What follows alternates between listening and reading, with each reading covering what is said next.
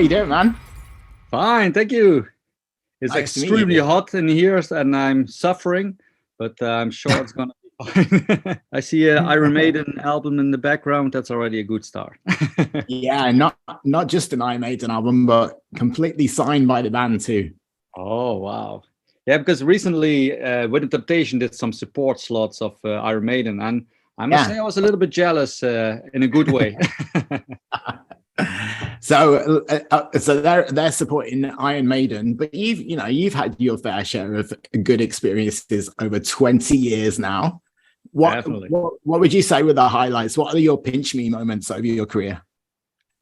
Yeah, one of them was definitely when we were for the second time, I think, Sao Paulo, and we had a bigger crowd than expected. The people were so much into it, jumping, singing along all the songs, and even the melody singing along. And they were, I was really with goosebumps the whole concert. That was definitely one of the highlights. But also a show where there were less people, but was very unique was when we were playing for the first time in Tunisia. And that was very special because we were the first international metal band to play a show in that country. Because up till then, they were banning all the metal bands. They were not allowed to enter. But with a lot of negotiations with the at that time, the president of the country, the guy was able to bring us in. And the people were literally crying during the concerts of happiness. So there was, when you see like 500 people crying of happiness, it's so. Also that one, I never had such a bad sound on my in-ear monitors, but I didn't give a shit about that because it was all that matters was all that happiness that was around. So 20 years, did you think 20 years ago that you would still be doing this? I was honestly not thinking about it. So I thought 20 years is so far away. I have no idea if I'm even alive by then. So yeah, I also now, if you ask me now, what in 20 years, I have completely no idea. So no, I was literally not thinking about it. So while you had all that time during the pandemic, was music like a comfort for you? Were you listening to a lot of music? Yes. I remember that in the beginning of the pandemic, I had kind of a dark period. I was a bit sad about all the changes happening so quickly, and me not agreeing with everything, with some things, not with everything, but with some things. So I had some frustrations, and for like half a year, I didn't want to listen to so much to music at all. But then I thought, come on, I don't want to be a victim of the situation. I can create myself within the opportunities a lot of happiness. So why should I sit down and feel like this? So I turned it around, and from there on I started listening again to music. It made me happy again, and then I realized, whatever happens in the world, you can always improvise and do things that actually do make you happy instead of blaming everything. That's the easy way out, but that makes you feel unhappy. And there's so much else that can make you happy. So yeah, I learned a big lesson there. Yeah. What's an album that's always been with you throughout your life that you would put on to make you feel better? That's the Best of Clannad. It's a kind of a folk band. Yeah, I know, from Ireland. Yeah. So, yeah, that literally makes me happy. So I play their music every week. So wherever I am, I always play Clannad. Even when I'm doing ice baths, so I'm laying in the ice and then putting Clannad, and then I feel at ease. That sounds like a good escape to me. Yeah, you can see it like that, but for me, it's like sinking into deeper reality. The music helps me finding deeper layers of reality more easily. Some fans of your band might be surprised that you like a band like Clannad. Yeah. Do you think any of that kind of thing comes into your music? Like, there's a lot of influences in your music from all over the place. Is that one of the influences? Yeah, I think definitely, because everything you listen to one way or the other finds its way into your music as well. So maybe there can be even a heavy song that maybe started with inspiration that I got by listening to Planet. But usually it's not consciously that it happens. So even if I would know it and then you would play the song and then our song, nobody would probably even hear it. But yeah, there's also sometimes here and there some folk influences in some of our songs. And then that possibly can also come from Planet. Yeah, I always say I like to listen to many music styles. So I don't like just to listen to metal. Actually, listening to metal is a fairly small part of my month. All the rest I listen to 80s rock, 70s rock, Planet, like I said, film music, sometimes also some new releases of bands that I admire. For example, now I listen to a lot to one of the latest albums of Dream Theater, and there's also one album that I was listening to. I have to look it up again. Porcupine Tree. Yeah. The closure continuation. I'm listening that basically non-stop the last 2 weeks. I love that album. Really love the atmosphere, and also maybe people don't expect me to listen to that kind of music, but I really love it. that kind of progressive metal element definitely comes into what you do as well.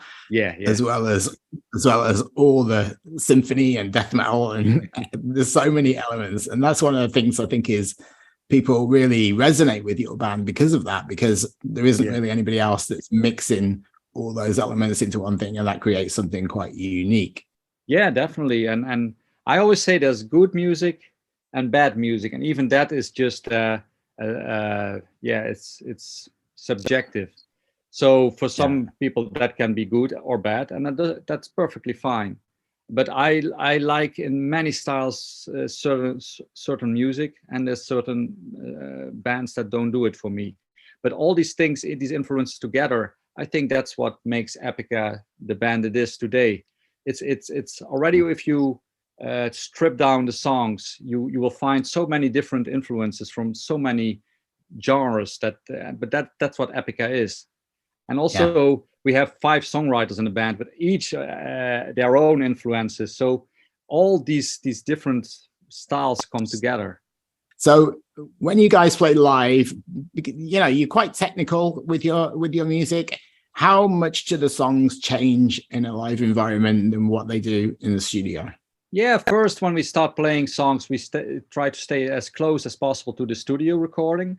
But then after a while, we find out some things it might work a bit better live. So we extend sometimes the intro, or we add a little part, like Cry for the Moon. We added some parts that we thought would work live better. So yeah, over the years, some songs develop a bit. But initially we stay as close as possible to the original recording, and then over time we let it happen. And then sometimes somebody has an idea, we try it sometimes with a rehearsal or with a sound check, and then if it works, we do it during the show. If it doesn't work, the idea gets dropped. And can we expect any Clannad covers? Actually, I often thought about this. There's one song I think would be really great to hear also with Simone's vocals, but I never even told the band. So now that it's an idea that I have already for a long time in my mind, but sooner or later I have to tell them to see if they like the idea. Yeah, I'd be really interested to see how you would rework it and to work for your band. Me too. It would make me really happy to do one day one of my favorite Clannad songs, and to see how it works out. Yeah, because you've got 5 songwriters, does that mean songs can come together even when you're on the road? Because a lot of bands can't really do that. Yeah. So sometimes when somebody has an idea and said, "Can you listen to my idea?" Because I'm kind of stuck. And then you listen, I would do this and then and that. That's a good idea. I'm going to try it out. And then you will hear the result. Yeah, that happens. Or we do like in a sound check, we can try an idea, but that doesn't happen that often. It's more like we first see as far as we can get it on our laptop, because nowadays you can bring your laptop and you have like a portable studio. You can You can program the drums like very realistic. You can have the guitars, the bass. The only thing that we cannot mimic is Simone's voice. So, but all the demos, you can make already very realistic nowadays. So, that's the technique is really outstanding. Amazing. So, last question: if somebody had never heard your band, like let's say you're on an airplane, you get chatting to the guy next to you, and he's like, "Oh, what do you do for a living?" And you say, "Oh, I'm in a band," and then he's going to want to know what kind of band, but then he's going to say, "Okay, play me something." What will you play him? Depends on the guy what I'm talking to, because I like sometimes have this conversation. People have completely no idea about metal. Then like the only band they know is Metallica. So then they say it's like Metallica. Then I always say, yeah, it's like Metallica, but then also like Mozart. And then you put them together. And then, they say, So when they say, then I would take a song that has really this heavy metal influences with a lot of symphonic parts. And like we have many of these songs, so I can pick many of them. But when it's like when I'm talking to an old woman and she wants to hear something, and you have a beautiful female vocalist. Yeah, let me listen something. Then I pick maybe a softer song. So it depends on the person I'm talking to in the play. Okay, so if it was somebody that you thought might appreciate metal, even if they didn't know your band, is it one song that you would play them first? I want to tell a funny anecdote first, because I was last week I was going to buy a car, and I wanted to test the sound system, because for me it's very important that the sound in the car is good. And but I had no music on my phone, just some new of that corporation project, an Epica song, and it's a really heavy track, so I was a bit embarrassed to put it. But I did put it anyway, because in the shop there were also some other people. And the guy was even a bit like, "Oh, what is this? What is this?" And then, then he realized it was my band. And I was suddenly, "Oh, that's your band. Oh, yeah, it sounds good." I know from his face he didn't like it at all, actually. But I could test it well, and the sound system was good. But you have to be really careful with what you play to people the first time, because that song I would have never picked to play the first time. But it was the only song I had on my phone, and I wanted to test the sound system. But that scares some people apparently.